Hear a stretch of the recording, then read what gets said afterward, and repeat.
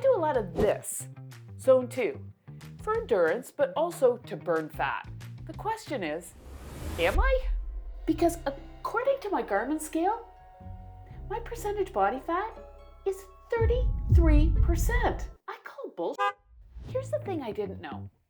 Fat impacts VO2 max. So I decided to put my scale to the test with the gold standard, a DEXA scan. But you know, the more I learn, the more I'm convinced that as cyclists, we all need a DEXA. We're the kings and queens of cardio.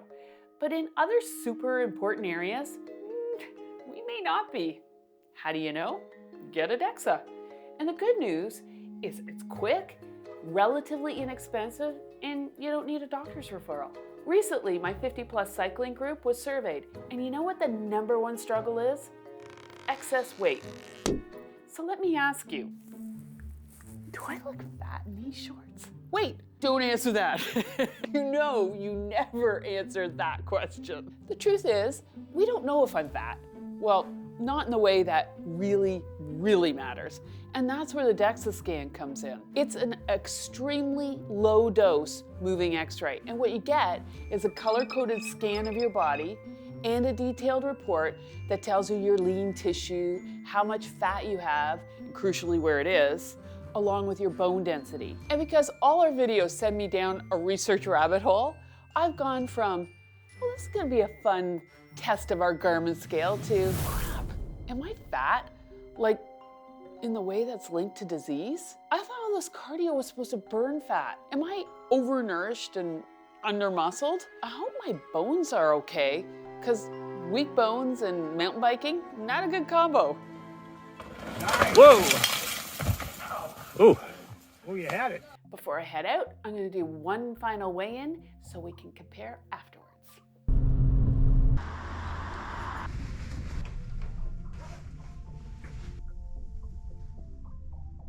I'm afraid that this is me, but I'm hoping this is me.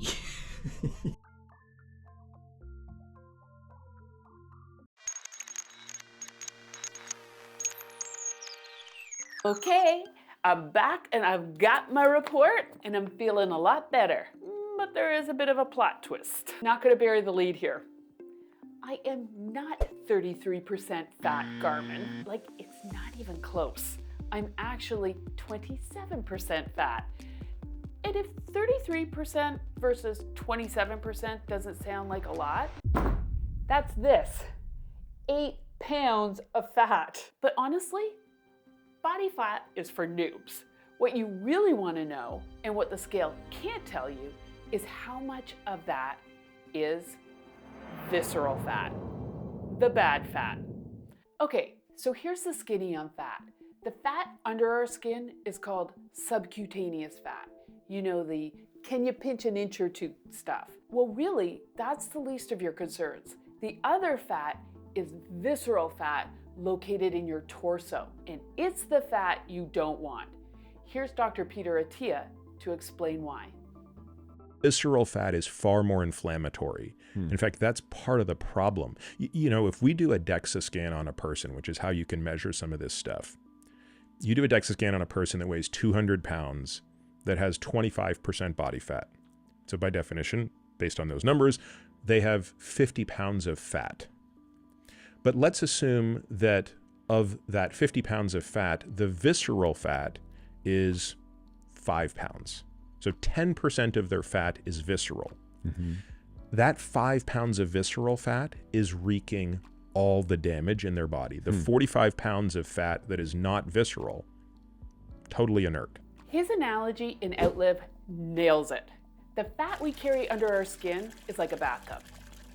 Just like filling up the tub with water, if you don't shut the tap off, at a certain point, it's going to overflow and it's going to wreak havoc in your home. Well, if you take in too many calories, at a certain point, your tub is going to overflow. And when it does, fat starts packing around your organs here, in between the cells in your muscles, and even gets into your muscle cells. Dr. Gabrielle Lyon, who specializes in muscle and protein, puts it this way. For people to conceptualize this, it's almost as if it's a marbled steak. Yes. They're just kind of gross to think about, but in fact does happen and is true. Not only does the muscle become ineffective in many domains of metabolism, it also becomes weaker. Contractile force is less. It is infiltrated with fat, and the quality of the muscle tissue diminishes. You put that in combination with an aging individual, you're in trouble. The thing to understand is that my tub could be a dinky little clawfoot number from like 1900, and yours could be a freaking like 4-person jacuzzi. And that's why some thin-looking people can be skinny fat, metabolically unhealthy, tiny tub, and too much visceral fat. And some people that look a little chunky can actually be metabolically healthier. Take me and Glenn. You're objectively leaner looking than me. I carry some more fat over the hips and thighs, but I was sure that I was going to have a bit of visceral fat to deal with. That's not the way it turned out. Those little orange mattresses over my my hips and thighs, that's fat. And Glenn's all muscle and bone. But if you look carefully, you'll see that it's Glenn that has more fat here in the android or torso area than me. It's more common with men. The important metric for this is the AG ratio. Android, this is the android region, over gynoid. Waist over hips. So what does that mean? Well, for women, you want your AG ratio to be under 0.8, and for men, you want to be under 1.0. And so that has put Glenn on the edge of concerning. Okay, so you've blown over, what do you do? Well, first you see your doctor and make sure nothing serious is going on, like inflammation or non-alcoholic fatty liver disease, or that your vitamin D levels, a hormone, aren't low because fat traps vitamin D so that it can't be absorbed. Only a blood test and an ultrasound can tell you these things. All right, so the next question is, how do you get rid of it? Well, here comes the good news. Well, the good news is that visceral fat shifts faster than the fat you can pinch. It builds up quickly, but it comes off quickly too. And good news, cycling is going to play a key role in this. But first, you want to check your DEXA report to see, am I under-muscled? I want to know how much muscle I actually have and how that compares to women my age. And as we discussed in this video, having enough muscle mass is the other side of the fitness coin linked to living long and strong. And if you don't hit the gym, you're losing muscle mass every year, starting as early as your 30s. Whereas the SMART scale tries to estimate your overall muscle mass, a DEXA will provide you with your appendicular lean mass index, or ALMI.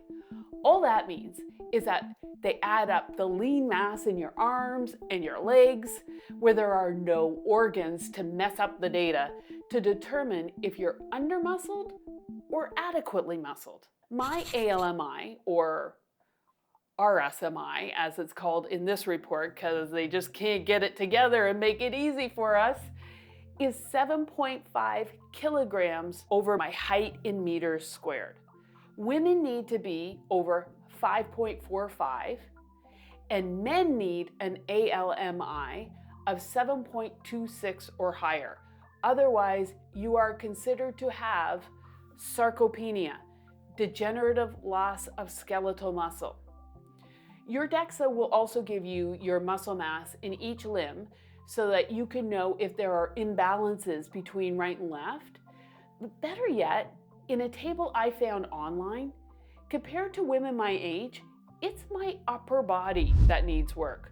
While my leg muscles are over the 95th percentile, my arms are just a titch under the 50th percentile, which is pretty typical for cyclists, right? So now I've got two goals: increase my upper body strength and lose a little bit of fat here in the badonkadonk region. And it may seem odd, but it's here that I had a revelation about VO2 max. You know, the cardiometric to rule them all?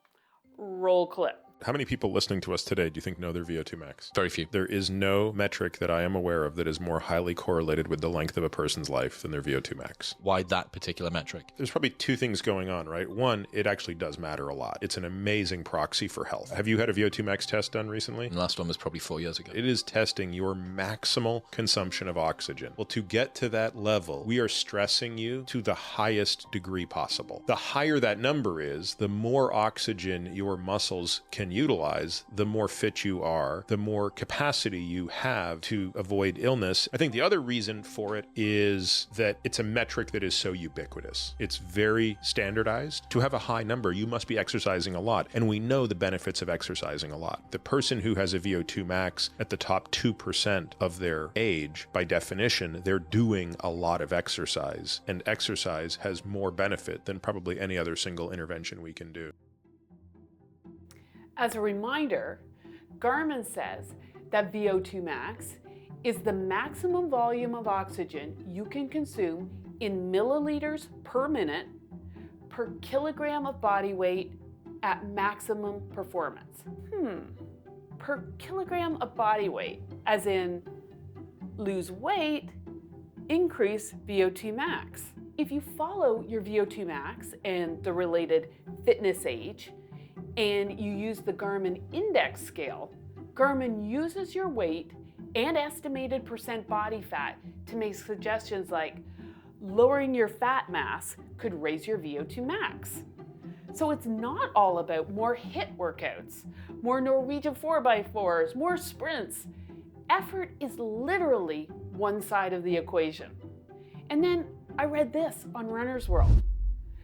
The more fat you have, the lower your relative VO2 max. In fact, fat mass is a better predictor of relative VO2 max than exercise performance, how far and fast you go in the VO2 max test. What this suggests is that the traditional relative VO2 max is actually a combined measure of two different traits, how fit you are and how fat you are. Okay, so two things. Remember, my scale overestimated my fat mass by 22%. And Garmin uses your estimated fat to calculate VO2 max. So I'm thinking my VO2 max should be higher. And I'm even wondering, would it be higher if I didn't use the SMART scale? There's only one way I'm gonna know, and that's a VO2 max test in a lab. But before we introduce even more data, the third biggie you want to zero in on your DEXA is your bone strength or your bone mineral density.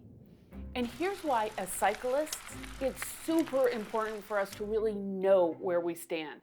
Check out this study of male and female elite cyclists from young to retired who were given DEXA scans. Low BMD is highly prevalent in elite cyclists, especially in early career females and advanced career males and females. Those low BMD values may not fully recover after the professional cycling career, given the substantial prevalence of low BMD in retired elite cyclists. And here's the real kick in the bibs. An important long-term consequence of low BMD in elite cyclists could be an increased risk of bone fractures later in life. In fact, nearly 65% of the advanced career male cyclists had low BMD at the lumbar spine, of which 50% even had osteoporotic BMD values. By the way, osteoporosis literally means porous bones. It's why they call it the silent crippler, because you really have no clue without a scan.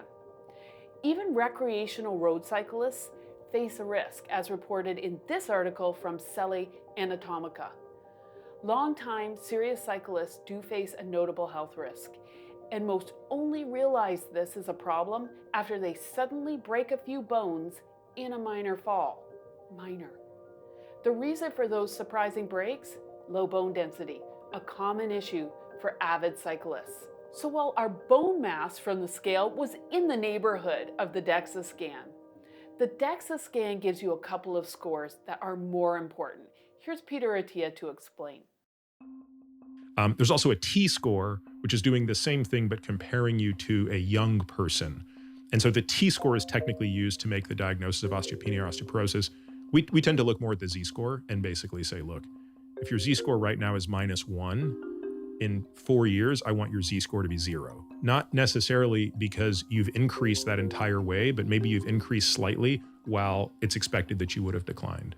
Thankfully, my Z-score of 0.9 puts me in the 81st percentile, but Glenn's Z-score of 0.2 puts him in the 58th percentile.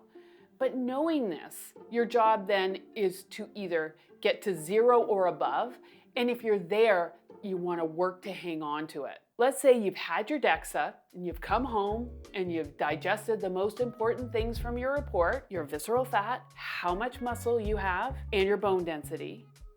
Now you have a bunch of new data. So depending on your goals, fat loss, muscle gain, bone health, it might require the right changes to your diet. So to round back to where we began, excess weight is a biggie. And if that weight is visceral fat here, then it has to go. And at the same time, we need muscle. We're fighting age-related muscle loss. So the last thing you want to do is restrict your calories only to find out that you've lost almost as much muscle as fat. Lose weight the wrong way, and you're going to lose muscle. So what's realistic, and how can you optimize your diet? Here's Dr. Gabrielle Lyon. Take a listen to this. Let's talk about weight loss. We call it weight loss, but what we're really looking for is fat loss. When you lose weight, typically the maximum amount of fat you could lose a week, depending on how much you have to lose, is 2 pounds a week. So anything above and beyond that is typically lean tissue, which is crazy. But if someone were to go on a 100% starvation diet and lose 5 to 6 pounds a week, at least half of that would be lean tissue.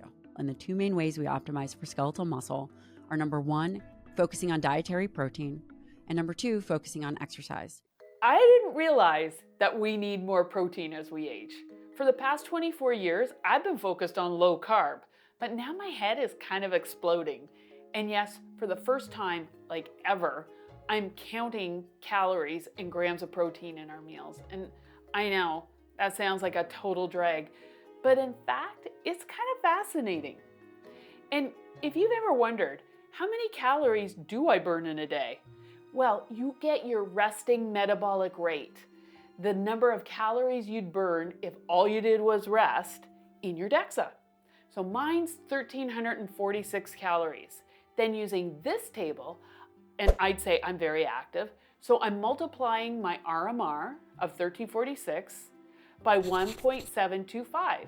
And now I know if my calorie intake is under 2321 with a high protein diet, I'm likely on the road to fat loss. So diet is key to losing that visceral fat, but the other angle of attack will be exercise. And remember, the more muscle mass, the more calories burned even at rest. The more muscle, the stronger your bones. You get this from the gym. And here's how you achieve your fat loss goals on the bike. Ride in zone 2. You know, the relatively easy endurance building pace.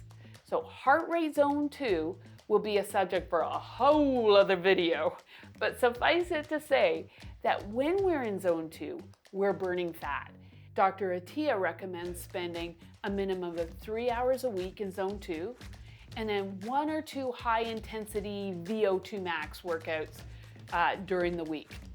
And here's some great news. I mentioned in our last video that after a full year of strength training, my muscle mass had decreased 0.6 pounds, according to my scale anyway. But, you know, based on how overstated my fat was, who knows? Well, you know how you know? You get a DEXA. But how often? Well, here's why even if my muscle mass hasn't improved, I'm okay with that. Here's what Peter Attia said about the results. If you're 50 years old and you're in the 50th percentile, if you're in the 30th percentile in terms of muscle mass, I'm not overly concerned because we have a path to get you to the 80th percentile. It's not going to happen in a year, but in 5 years, we can get you there. So you're not going to get there in a year. Expectations set. Thank you. And because these adaptations take time, you probably only need a DEXA once, maybe twice a year. And then, gang, it starts to get super interesting, as you can see in this woman's scans. Now you're comparing you to you over time, and that's so motivating. Okay, that's it. I'll see you next time.